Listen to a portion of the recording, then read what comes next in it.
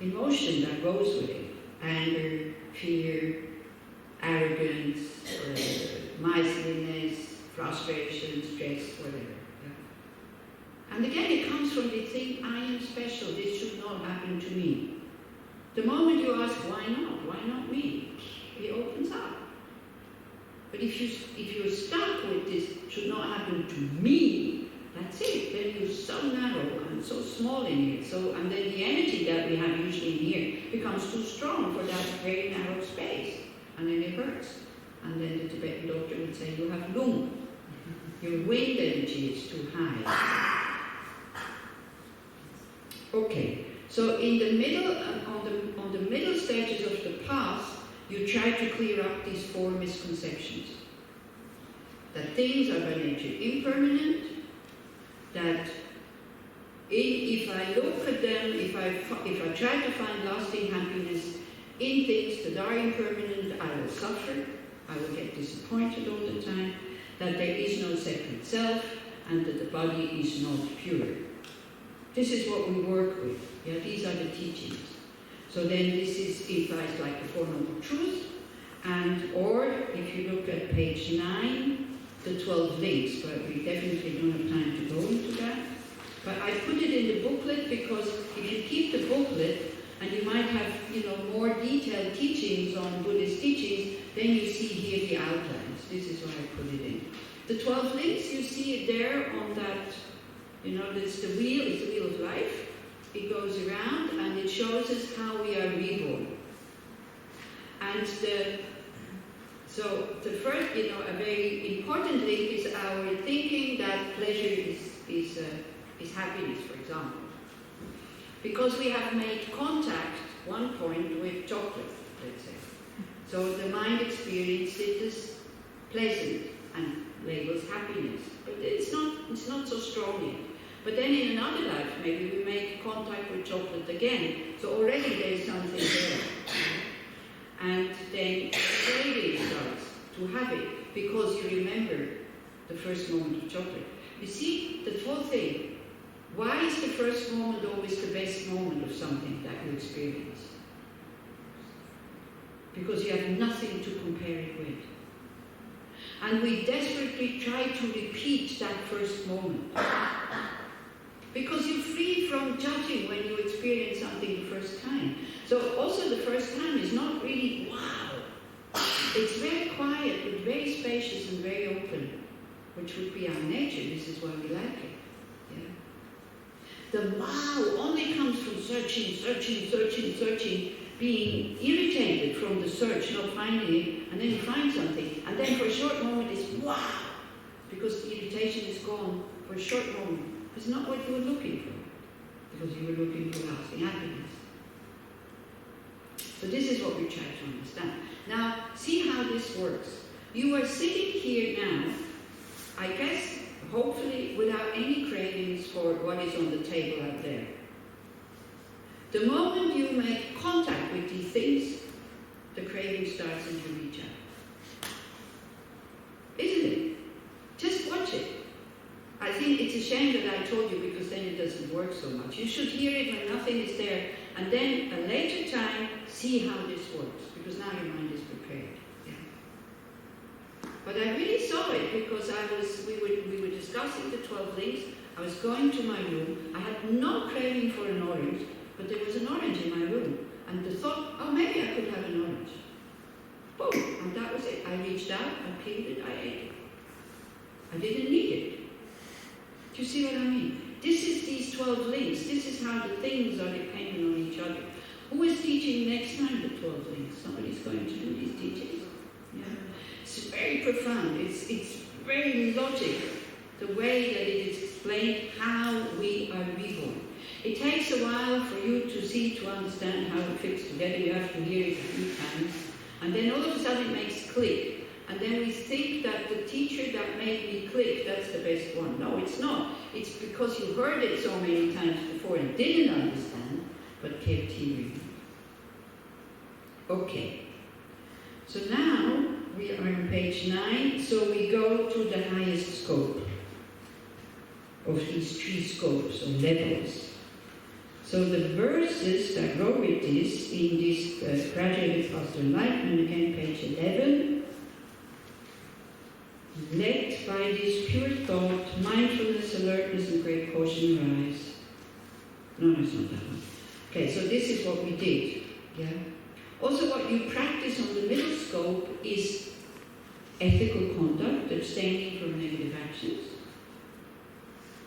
concentration, shamatha, meaning calm abiding, being able to stay on your object of meditation, and wisdom, the wisdom of emptiness. So you're not really practicing strong compassion on this path yet, on the middle scope. Yet you still, practice the full measurables and all this because it opens you up. But your goal is still, with ethical conduct, concentration and wisdom, your goal is what is called self-liberation. You don't want to be reborn again under the control of negative emotions, which is craving and grasping, and karma, where you sometimes happy, sometimes sad, a lot of suffering, a lot of happiness, little suffering, little happiness, whatever, That's karma, which determines what is happening to us. So you have this wish, this strong wish for liberation. It has to be there to go on this path, because otherwise you don't have enough energy, you don't give it enough time. And that comes when you develop what is called renunciation, not a good word. Because when we hear renunciation, we go like, oh, they're taking away something from me. Also this whole thing with pleasure, People say, the Buddhists are taking that little bit of happiness I have also away from me, my little pleasures. No, they give you bigger pleasure. It's a very nice article, you can find it in the internet somewhere. It's called Trading Candies for Gold. Instead of going for freedom from negative emotions, we kind of go for pleasures, which is, we could have a lump of gold, but no, that's, the lump of gold is over there, but the candy is here. Okay, I take the candy. Forget about the lump of gold. Yeah? So, Lama Yeshe called this name renunciation, he called it definite emergence. I want to get out of here. I had enough of harming others out of ignorance again and again and again and again. I had enough of harming myself with my negative emotions, creating negative karma again and again and again and again. Yeah. I don't have renunciation. I don't have it yet. You have it, I have it intellectually, okay? That's already a good step. You have renunciation when instinctively, the whole day, you're only thinking about this, not obsessively, but the same way that now, in a subtle way, we think the whole day about my happiness, we think about it. Not here, but down here. This is why you move when you have pain. This is why you take the food that you think will be good for you or that you like. You're not taking the food where you see, oh, there's a lot left, maybe I should take that one. Because you go and you see, oh, why is that so little? Maybe that's the good one, so I'll take this one. We don't need to think like this, it's automatic. The ego-chitta, the self-concern is automatic. And it's good, by the way, okay? If you don't have that, if you don't even have to wish for your own happiness, you cannot have to wish for other people's happiness, then you need a psychologist. Because if you think you do not deserve to be happy, you need to seek professional help from a psychologist. Because you deserve to be happy. Because it's only as a happy person you become a valuable member of society. Okay? So that is important. So you practice ethical conduct and then you develop what's called renunciation. So the renunciation would be like, okay, you know the place here.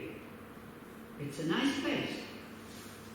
You go to the toilet, you want to get out, the toilet is locked.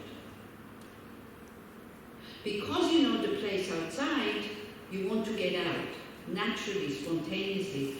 You wouldn't say, oh, I wonder, let me see, what is nice in this toilet? What could I make nicer in this toilet so I can endure staying there and not getting out?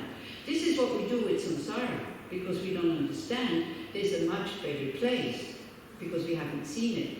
So this is where we need to trust the teachings of the Buddha, but also through experience. When my negative states of mind are gone, I'm actually quite happy. when I'm calm, open, spacious, I am actually quite happy. So maybe it is the pleasures that create the suffering. So it's half faith, but also half experience by applying the teachings already now. Yeah, and then I hope I will have renunciation. I don't know. I mean, I'll keep working on it. And yeah, if you keep working on it, this is why these t-shirts from the Dalai Lama, never give up. Because if you keep working on it and you keep going in the same direction, you will get there at one point. Yeah? The only failure in spiritual practice is when you give up and you stop. That's the only failure. And you can't really stop because what you heard remains with you anyway. So there's no failure in spiritual practice. So that's the nice thing. Okay, so you want to get out, definite emergence. For that, you have to study emptiness, but also open your heart towards others, although you're not making the step, wanting to relieve them also from the suffering, you will disappear into what is called nirvana.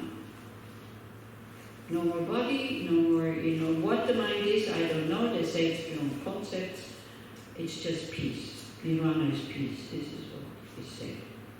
But then there is the Buddha for another group who was maybe ready to hear it, and we, of course, we all think we are ready to hear that. I doubt. But anyway, so we're attracted to what is called Mahayana teaching. So that's the next step. Not just your own liberation, but also when I have the capacity, like the Buddha, to come back again and again and again and again, in whatever form is necessary, because you would have control over your rebirth, in order to benefit all sentient beings, in order to lead everybody to that state. That is what is practiced now. And the verse goes, led by this pure thought. I wonder why I get stuck on this verse, which is still the middle scope. And I don't wonder, I know why, because that's what I have to work on. Just as I have fallen into the sea of samsara, so have all mother migratory beings. Please bless me to see this, training supreme bodhicitta, and bear the responsibility of freeing migratory beings. Okay. So they talk about my mother's sentient beings. So if now you go to page 9. Now, you see, when one hears this, I want to become a Buddha in order to liberate all mother sentient beings, one can become very arrogant about this whole thing. I, the superhero, is going to be reborn again and again and again to liberate all sentient beings. And then the Buddha says, no. You owe it to them. It is just repaying their kindness for having been your mother in many, many, many lifetimes, for having raised you and fed you and looked after you and risked their life for you, maybe lost their life for you as animals or whatever. And this is how you're going to repay their kindness. Because minds are beginningless, that means every being on this planet has been at one point a very good, caring mother to us. Okay, that's too difficult for most of the people, so we leave that method aside. We go to the exchanging ourselves for other methods. So even if beings have not been our mother, yet we experience a lot of kindness, okay? So every moment of happiness that we experience comes to the effort of somebody else. I see some of you are wearing shawls. That means maybe you're a bit cold, okay? Did you make that shawl? Do you ever think of the many beings who are involved in making a shawl that protects us from cold? No, it's my shawl, isn't it? I paid for it. But if you took it from there, it's not your shawl. But anyway, when I wear it, it's my shawl. You put food into your plate. That's the most ridiculous thing. From here, that you haven't even paid yet, okay? And you're not even asked to pay, you're just asking that you contribute to the cost. So you could actually walk out of here without giving one shekel. Nobody will run after you. Okay? So make your own decision what you want to do. Whether you want this system to continue, because I think that is justice. People who have a lot of money, if they are in their right mind, put a lot of money in that box, more than it's worth, because they have the money. People who don't have the money, they don't put money in the box because they don't have it, and they can still have it. This is what I call social justice. So then you now have to, examine how much money do I have. And the system works without me having to tell that all the time. So the system really works, and it's wonderful. It's really wonderful. But why does it work? It works because the people who do have the money put too much money in there. What we would like too much. Too much money cannot be, because here you get methods how to attain happiness. How can that always be? If you would have to pay for it, you couldn't pay for it. And just think what 1 hour in a psychology session what that costs. Here you get the tools not to go to the psychologist anymore.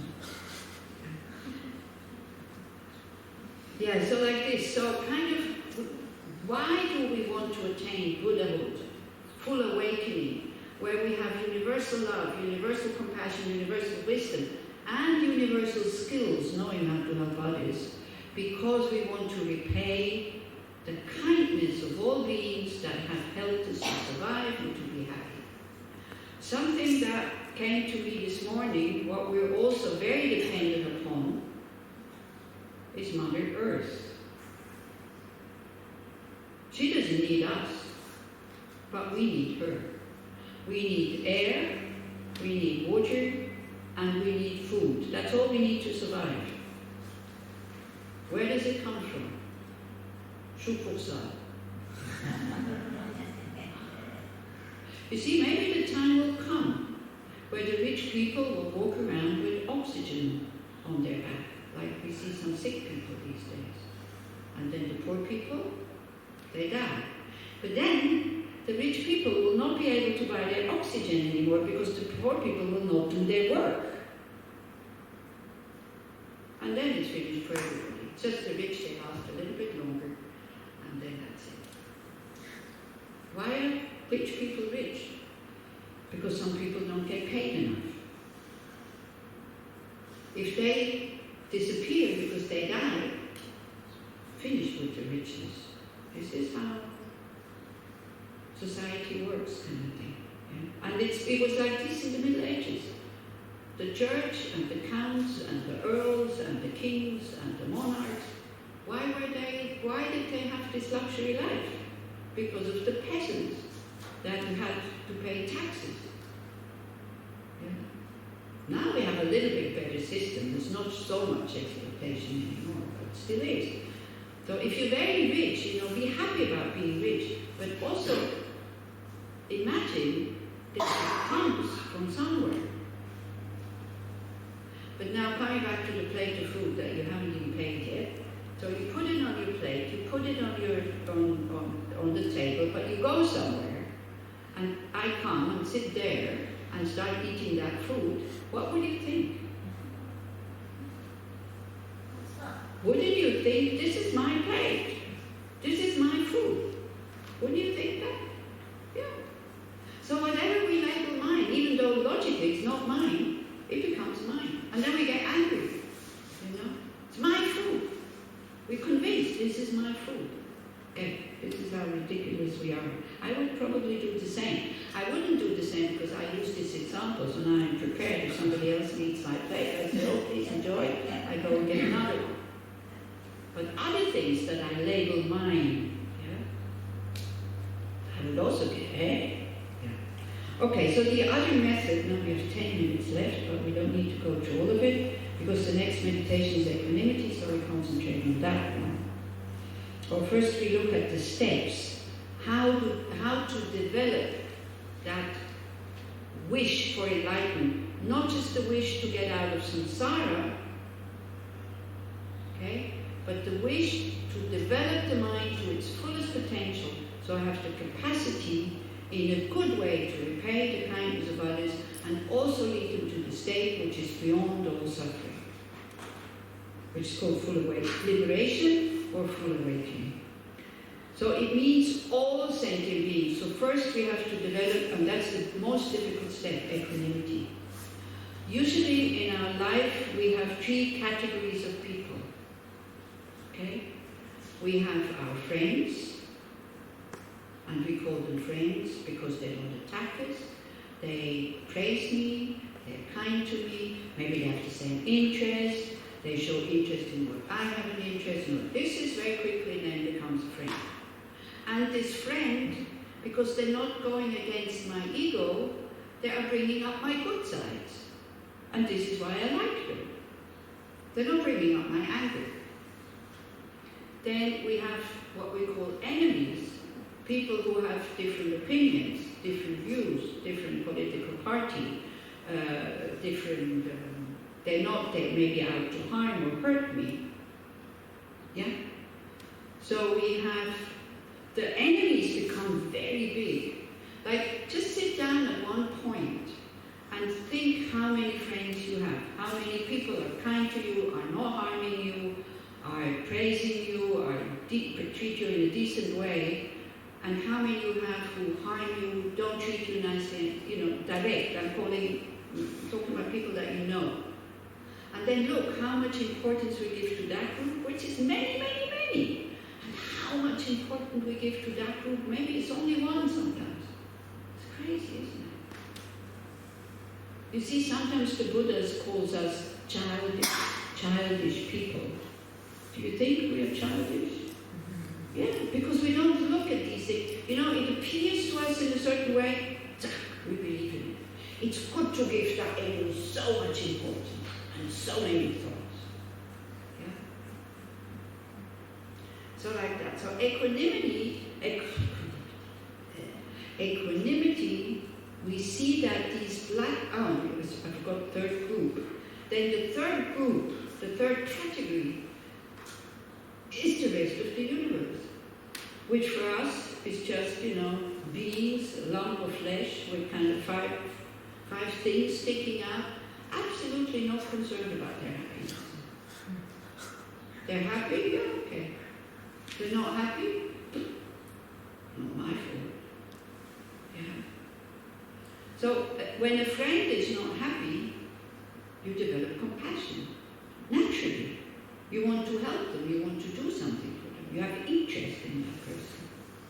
When a friend is happy, you're very happy. Now, when an enemy is not happy, you could help, but you don't. Because it's my enemy.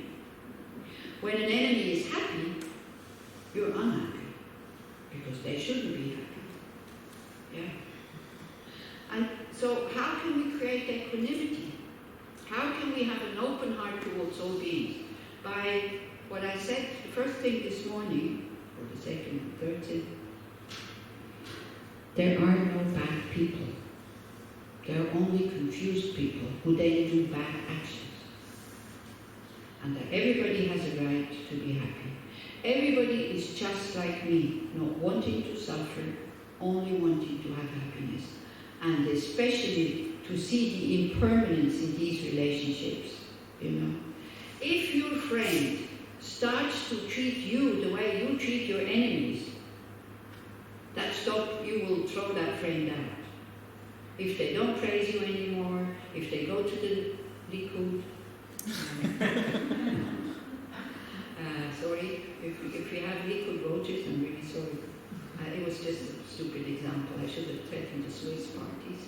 Because all of the people who come to us are all on the left, so I can't use these things. I'm not hurting anybody. But anyway, cancel it, what I just said is stupid. So anyway, if they have different, if they start to get together with people that we don't like, for example, we also throw them out and stop being friends. If they start to go against my wishes, or if they don't help me when I need them, that's probably the worst. Yeah? When they don't help me when I need them, and then they stop being friends. So you see, the friend is coming from out there, what they do to me, not how I feel towards them. Now, in spiritual terms, a friend is somebody that you want to be well and happy. So So everybody can be your friend. If you think I have no friends, it means you don't love anybody. You can have friendly feelings towards people that you don't even know. May they be happy, may they be well, and it opens up your heart. And there's zero attachment there, and it's pretty pure. And it's a very quiet, nice, peaceful happiness. When you see somebody and just a spontaneous wish, may you be happy. Yeah.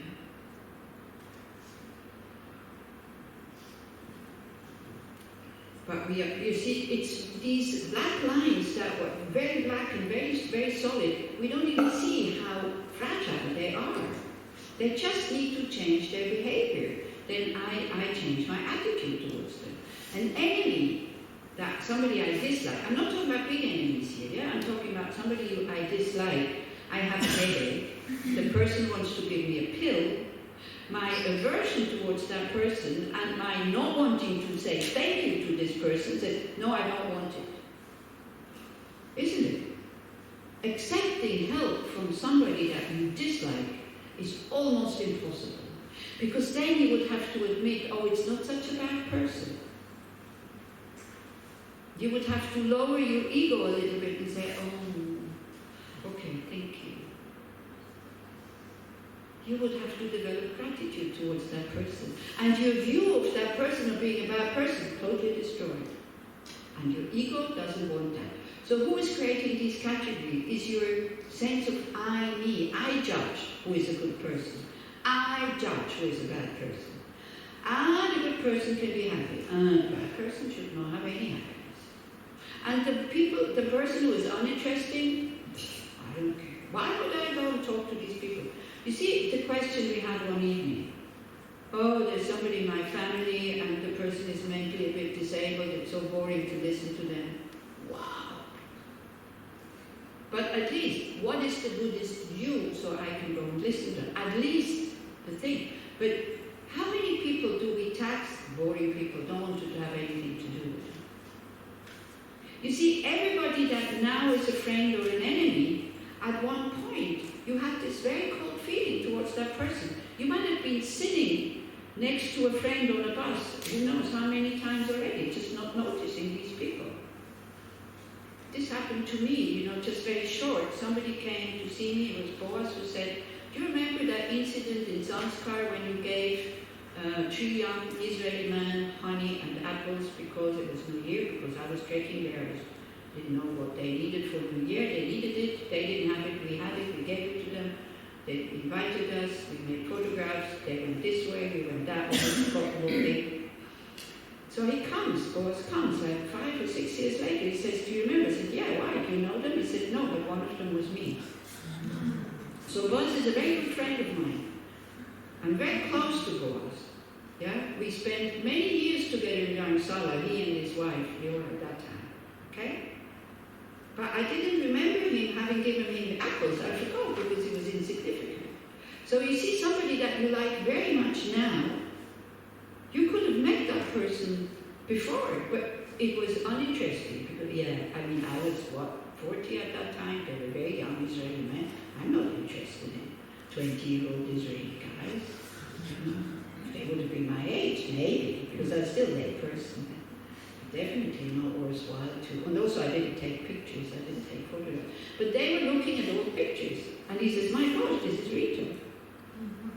Yeah? So like that. So equanimity is a very, very big step. So the first thing we have to see, the black lines around that we're drawing around, they're not as solid as we think. And it's not seeing the qualities or the kindness or whatever. It's seeing what they're doing for me that makes them friends and enemies. Yeah? You see, if you say you admire all intelligent people, well, if they don't do what you want them to do, if they don't do anything for you with their intelligence, you don't admire them. You hate them. You even say they're just putting on an act or something like that. Okay? It's very difficult to create equanimity. And it's good to see what does create this whole thing is our sense of I am more important than others.